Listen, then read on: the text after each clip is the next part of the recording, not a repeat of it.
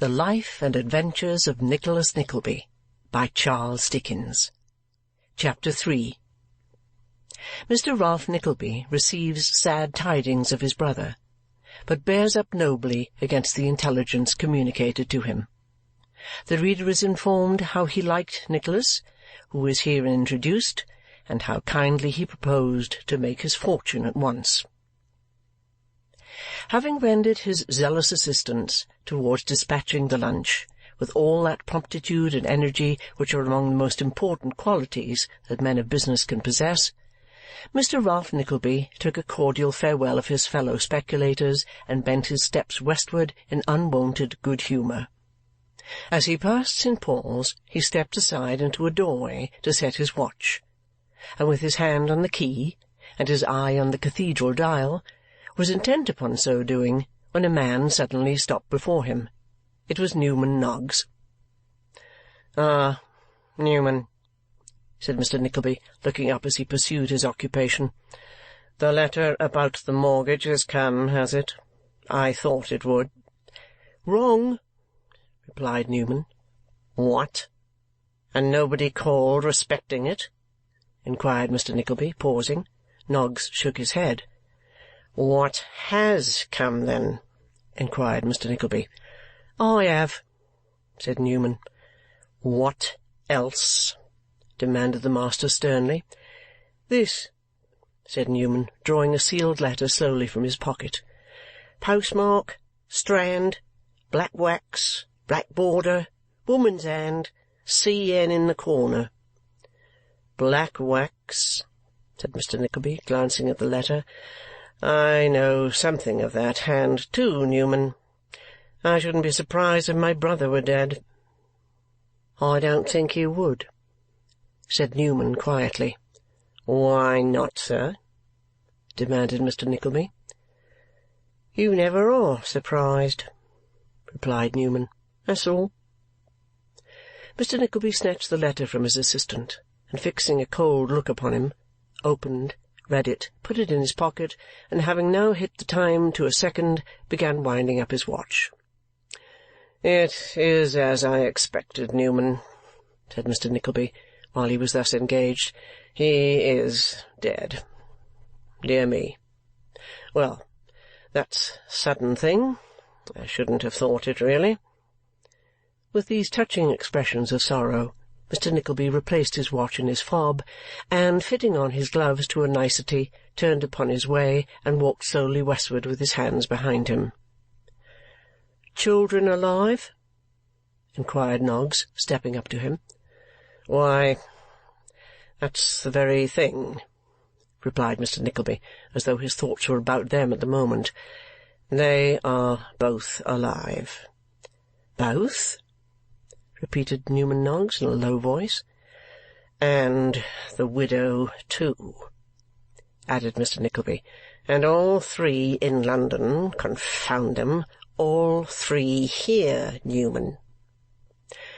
Newman fell a little behind his master, and his face was curiously twisted as by a spasm, but whether of paralysis, or grief, or inward laughter, nobody but himself could possibly explain. The expression of a man's face is commonly a help to his thoughts, or glossary on his speech, but the countenance of Newman Noggs, in his ordinary moods, was a problem which no stretch of ingenuity could solve. "Go home," said Mr. Nickleby, after he had walked a few paces, looking round at the clerk as if he were his dog. The words were scarcely uttered when Newman darted across the road, slunk among the crowd, and disappeared in an instant. "Reasonable, certainly," muttered Mr. Nickleby to himself as he walked on. "Very reasonable. My brother never did anything for me, and I never expected it. The breath is no sooner out of his body than I am to be looked to as the support of a great hearty woman and a grown boy and girl. What are they to me? I never saw them." Full of these and many other reflections of a similar kind, Mr. Nickleby made the best of his way to the Strand, and, referring to his letter as if to ascertain the number of the house he wanted, stopped at a private door about half-way down that crowded thoroughfare. A miniature painter lived there, for there was a large gilt frame screwed upon the street door, in which were displayed, upon a black velvet ground, 2 portraits of naval dress-coats with faces looking out of them, and telescopes attached. One of a young gentleman in a very vermilion uniform, flourishing a sabre, and one of a literary character with a high forehead, a pen and ink, 6 books, and a curtain. There was, moreover, a touching representation of a young lady reading a manuscript in an unfathomable forest, and a charming whole length of a large-headed little boy sitting on a stool with his legs foreshortened to the size of salt-spoons.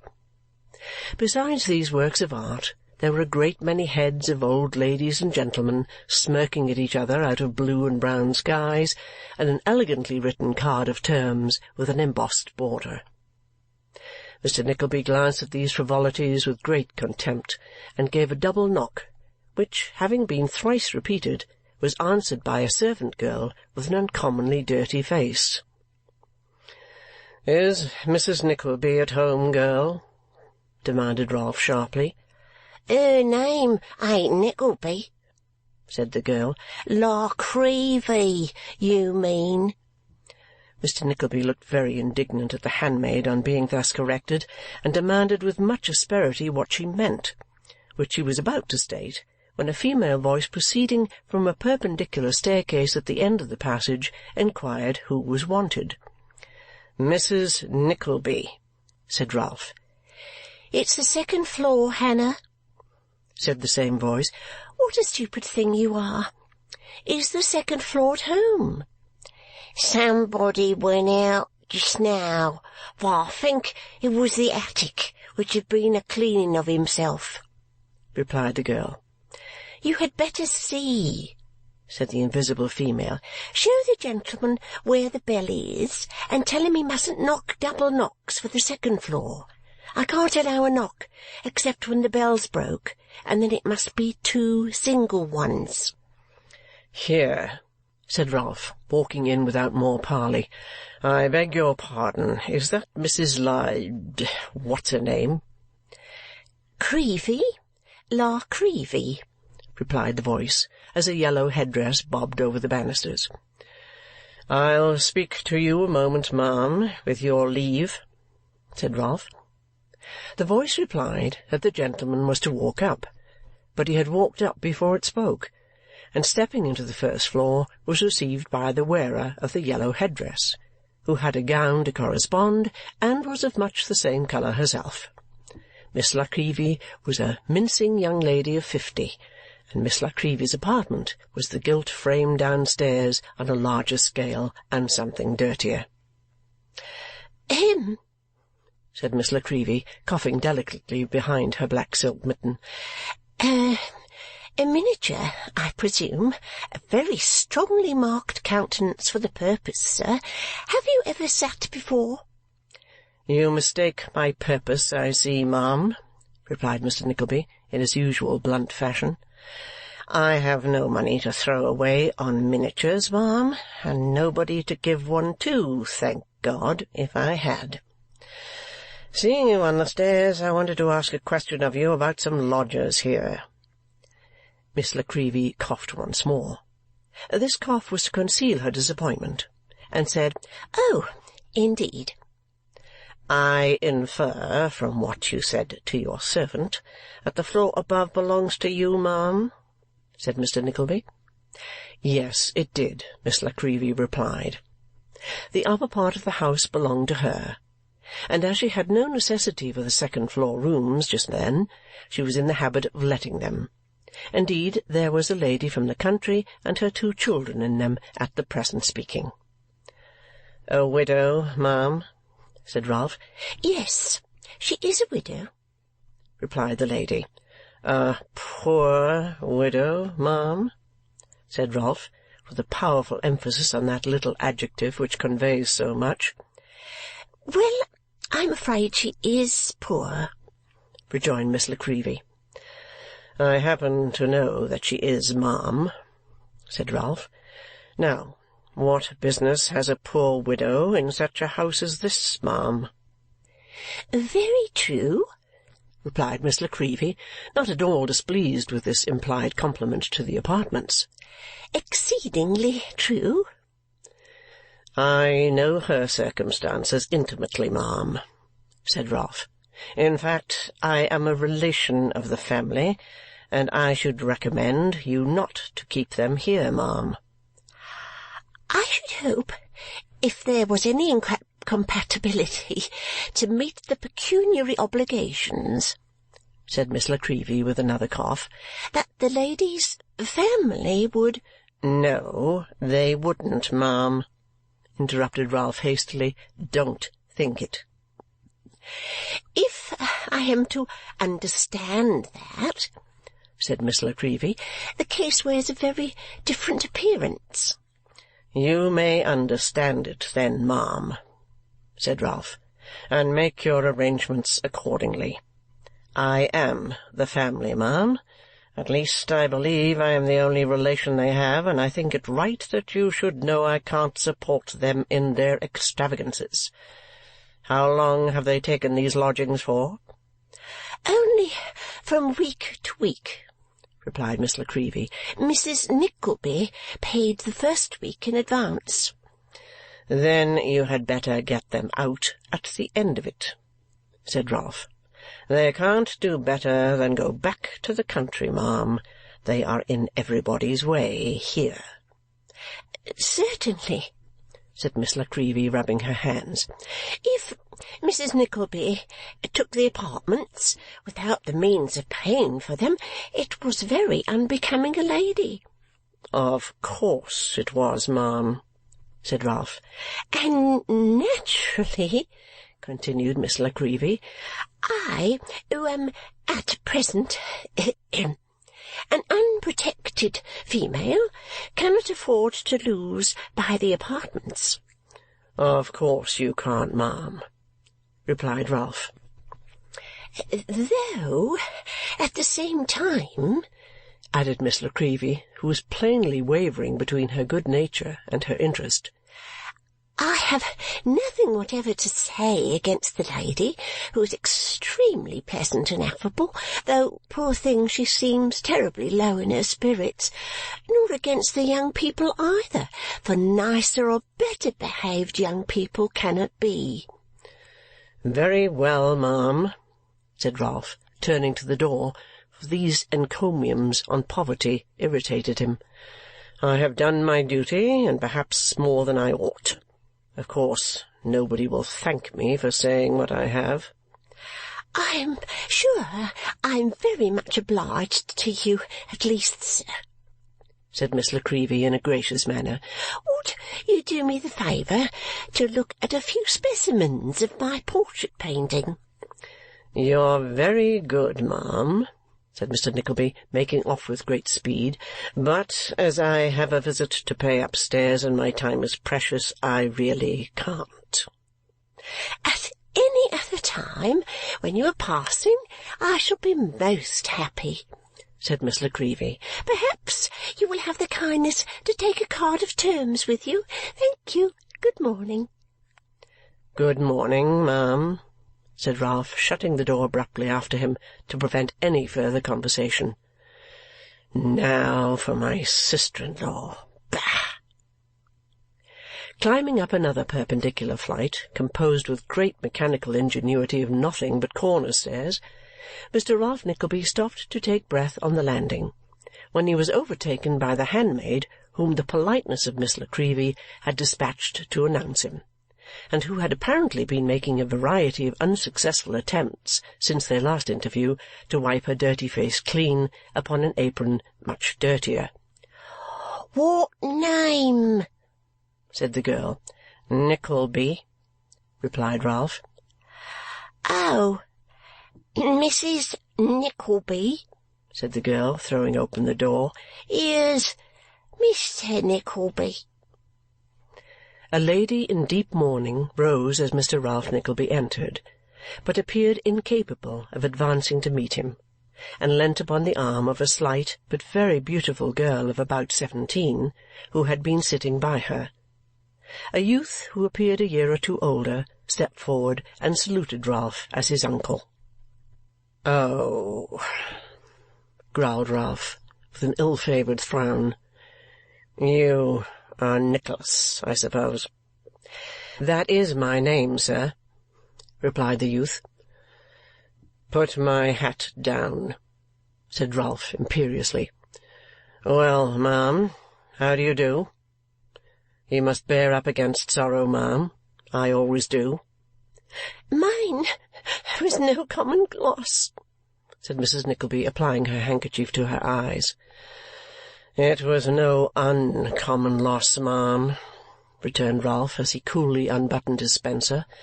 "Husbands die every day, ma'am, and wives too." "And brothers also, sir," said Nicholas, with a glance of indignation.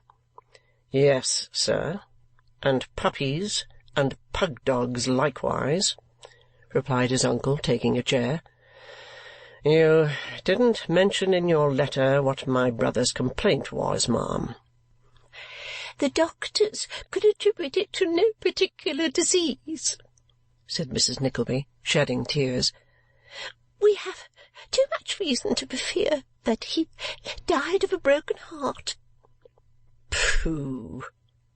said Ralph. "There's no such thing.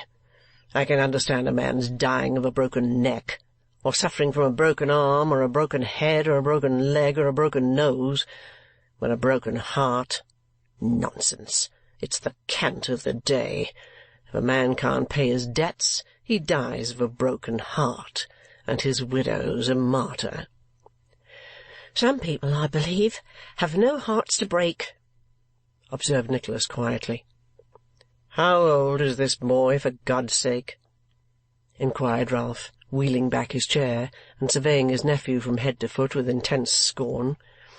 "Nicholas is very nearly 19, replied the widow. 19, eh?" said Ralph. "And what do you mean to do for your bread, sir?" "Not to live upon my mother," replied Nicholas, his heart swelling as he spoke.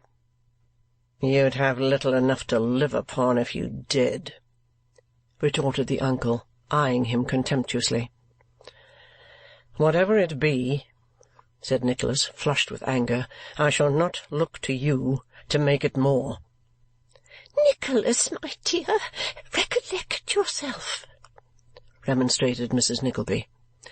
"Dear Nicholas, pray," urged the young lady. "Hold your tongue, sir," said Ralph. "Upon my word, fine beginnings, Mrs. Nickleby, fine beginnings." Mrs. Nickleby made no other reply than entreating Nicholas by a gesture to keep silent, and the uncle and nephew looked at each other for some seconds without speaking. The face of the old man was stern, hard-featured, and forbidding; that of the young one, open, handsome, and ingenuous. The old man's eye was keen with the twinkling of avarice and cunning, the young man's bright with the light of intelligence and spirit. His figure was somewhat slight, but manly and well-formed, and, apart from all the grace of youth and comeliness, there was an emanation from the warm young heart in his look and bearing which kept the old man down. However striking such a contrast as this may be to lookers on, none ever felt it with half the keenness or acuteness of perfection with which it strikes to the very soul of him whose inferiority it marks. It galled Ralph to the heart's core, and he hated Nicholas from that hour. The mutual inspection was at length brought to a close by Ralph withdrawing his eyes with a great show of disdain and calling Nicholas a boy. This word is much used as a term of reproach by elderly gentlemen towards their juniors, probably with the view of deluding society into the belief that if they could be young again they wouldn't on any account. "Well, ma'am," said Ralph impatiently, "the creditors are administered, you tell me, and there's nothing left for you?" "Nothing," replied Mrs. Nickleby. And you spent what little money you had in coming all the way to London to see what I could do for you?" pursued Ralph.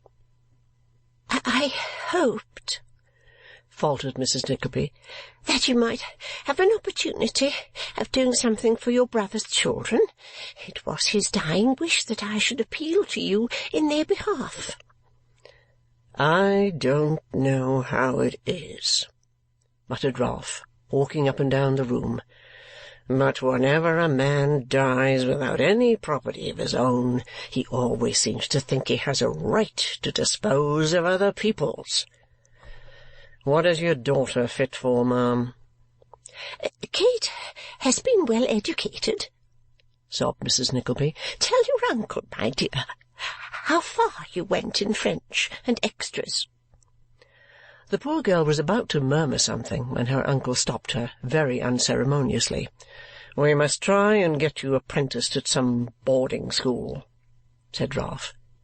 "You have not been brought up too delicately for that, I hope?" "Oh, no, indeed, uncle," replied the weeping girl. I will try to do anything that will gain me a home and bread." "Well, well," said Ralph, a little softened, either by his niece's beauty or her distress. "Stretch a point and say the latter. You must try it, and if the life is too hard, perhaps dressmaking or tambour work will come lighter. Have you ever done anything, sir?" turning to his nephew. "No," replied Nicholas bluntly. "No, I thought not," said Ralph. "This is the way my brother brought up his children, ma'am." "Nicholas has not long completed such education as his poor father could give him," rejoined Mrs. Nickleby, "and he was thinking of making something of him some day," said Ralph. "The old story, always thinking and never doing. If my brother had been a man of activity and prudence, he might have left you a rich woman, ma'am. And if he had turned his son into the world as my father turned me when I wasn't as old as that boy by a year and a half, he would have been in a situation to help you, instead of being a burden upon you and increasing your distress. My brother was a thoughtless, inconsiderate man, Mrs. Nickleby, and nobody, I am sure, can have better reason to feel that than you." This appeal set the widow upon thinking that perhaps she might have made a more successful venture with her £1,000, and then she began to reflect what a comfortable sum it would have been just then, which dismal thoughts made her tears flow faster, and in the excess of these griefs she, being a well-meaning woman enough, but weak withal, fell first to deploring her hard fate, and then to remarking, with many sobs, that to be sure she had been a slave to poor Nicholas, and had often told him she might have married better, as indeed she had very often, and that she never knew in his lifetime how the money went, but that if he had confided in her they might all have been better off that day. With other bitter recollections common to most married ladies, either during their coverture or afterwards, or at both periods, Mrs. Nickleby concluded by lamenting that the dear departed had never deigned to profit by her advice, save on one occasion, which was a strictly veracious statement, inasmuch as he had only acted upon it once, and had ruined himself in consequence. Mr. Ralph Nickleby heard all this with a half-smile, and when the widow had finished, quietly took up the subject where it had been left before the above outbreak. "Are you willing to work, sir?" he inquired, frowning on his nephew. "Of course I am," replied Nicholas haughtily. "Then see here, sir," said his uncle, "this caught my eye this morning, and you may thank your stars for it." With this exordium Mr. Ralph Nickleby took a newspaper from his pocket, and after unfolding it and looking for a short time among the advertisements, read as follows: "Education at Mr. Pickford Squeers Academy, Dothby's Hall, at the delightful village of Dothby's near Greta Bridge in Yorkshire. Youth are boarded, clothed, booked, furnished with pocket money, provided with all necessaries, instructed in all languages, living and dead, mathematics, orthography, geometry, astronomy, trigonometry, the use of the globes, algebra, single stick, if required, writing, arithmetic, fortification, and every other branch of classical literature. Terms 20 guineas per annum. No extras, no vacations, and diet unparalleled. Mr. Squeers is in town and attends daily from 1 till 4 at the Saracen's Head, Snow Hill. N.B. An able assistant wanted. Annual salary £5. A Master of Arts would be preferred. There, said Ralph, folding the paper again. Let him get that situation, and his fortune is made. But he is not a Master of Arts, said Mrs. Nickleby. That, replied Ralph, that, I think, can be got over. But the salary is so small, and it is such a long way off, uncle, faltered Kate. Hush, Kate, my dear, interposed Mrs. Nickleby. Your uncle must know best. I say, repeated Ralph tartly, let him get that situation, and his fortune is made. If he don't like that, let him get one for himself. Without friends, money, recommendation, or knowledge of business of any kind, let him find honest employment in London, which will keep him in shoe-leather, and I'll give him £1,000. At least, said Mr. Ralph Nickleby, checking himself, I would, if I had it. Poor fellow, said the young lady. Oh, uncle, must we be separated so soon? Don't tease your uncle with questions when he is thinking only for our good, my love, said Mrs. Nickleby. Nicholas, my dear, I wish you would say something. Yes, mother, yes, said Nicholas, who had hitherto remained silent and absorbed in thought. If I am fortunate enough to be appointed to this post, sir, for which I am so imperfectly qualified, what will become of those I leave behind? Your mother and sister, sir, replied Ralph, will be provided for in that case, not otherwise, by me, and placed in some sphere of life in which they will be able to be independent. That will be my immediate care. They will not remain as they are 1 week after your departure, I will undertake. Then, said Nicholas, starting gaily up and wringing his uncle's hand, I am ready to do anything you wish me. Let us try our fortune with Mr. Squeers at once. He can but refuse. He won't do that, said Ralph. He will be glad to have you on my recommendation. Make yourself of use to him, and you'll rise to be a partner in the establishment in no time. Bless me, only think, if he were to die, why, your fortune's made at once. To be sure, I see it all, said poor Nicholas, delighted with 1,000 visionary ideas that his good spirits and his inexperience were conjuring up before him. Or, suppose some young nobleman who was being educated at the Hall were to take a fancy to me and get his father to appoint me his travelling tutor when he left, and when we come back from the Continent procured me some handsome appointment, eh, uncle? Ah, to be sure, sneered Ralph. And who knows but when he came to see me when I was settled, as he would of course, he might fall in love with Kate, who would be keeping my house, and marry her, eh, uncle? Who knows? Who indeed? Snarled Ralph. How happy we should be! cried Nicholas with enthusiasm. "The pain of parting is nothing to the joy of meeting again. Kate will be a beautiful woman, and I am so proud to hear them say so, and mother so happy to be with us again, and all these sad times forgotten, and—" The picture was too bright a one to bear, and Nicholas, fairly overpowered by it, smiled faintly and burst into tears.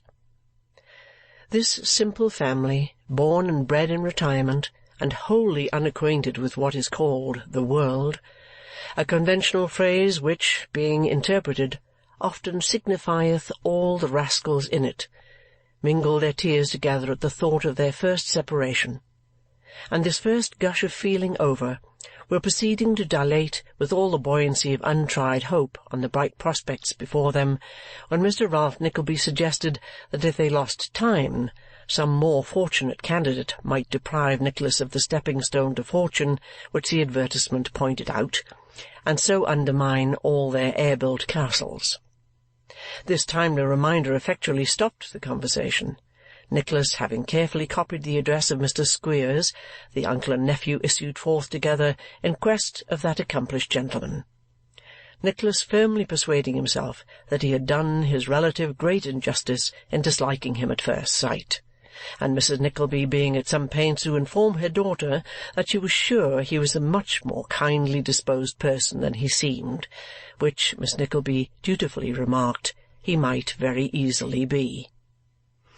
To tell the truth, the good lady's opinion had been not a little influenced by her brother-in-law's appeal to her better understanding, and his implied compliment to her high deserts, and although she had dearly loved her husband, and still doted on her children, he had struck so successfully on one of those little jarring chords in the human heart — Ralph was well acquainted with its worst weaknesses, though he knew nothing of its best — that she had already begun seriously to consider herself the amiable and suffering victim of her late husband's imprudence.